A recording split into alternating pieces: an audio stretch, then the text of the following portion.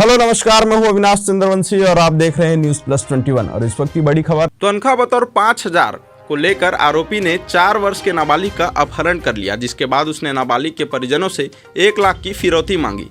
फिरौती नहीं देने पर बालक को जान से मार देने की धमकी दी, जिसकी जानकारी परिजनों ने खुर्सीपार थाना में दी।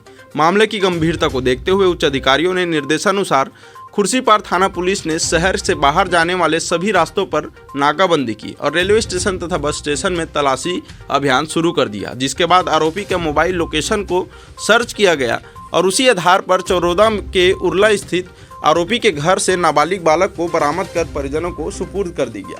लेकिन इसके बाद भी आरोपी जो है वहां से फरार निकला। फरार निकलने के बाद खोजबीन जारी रहा और देर रात तक पुलिस ने पुनः मोबाइल लोकेशन को जांचने में लग गए, जिसके बाद आरोपी को रायपुर के टाटीबंध से धर दबोचा गया और वहीं मामले में अपराधी के ऊपर अपराध कायम कर उसके ऊपर उचित कार्रवाई के लिए भेज दिया गया। आपको बता दें कि आरोपी बाबा उर्फ सोमेश पटेल की उम्र केवल 25 वर्ष है, जो 5,000 रुपये की राशि के लिए एक बच्चे का अपहरण कर लिया और 1 लाख रुपए की फिरौती नहीं देने पर जान से मारने की धमकी देने लगा था। फिलहाल आरोपी को गिरफ्तार कर लिया गया है। क्या करने गया था वहाँ?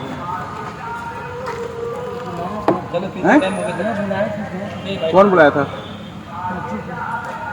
कौन का जुए कौन है?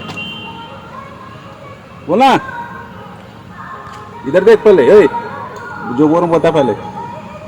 कौन वो बुलाया था बता? कौन धुमान में काम करता है? कहाँ गया?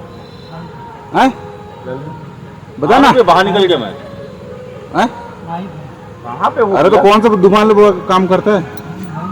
दुकान का नाम बोला। भाई दुकान का नाम है।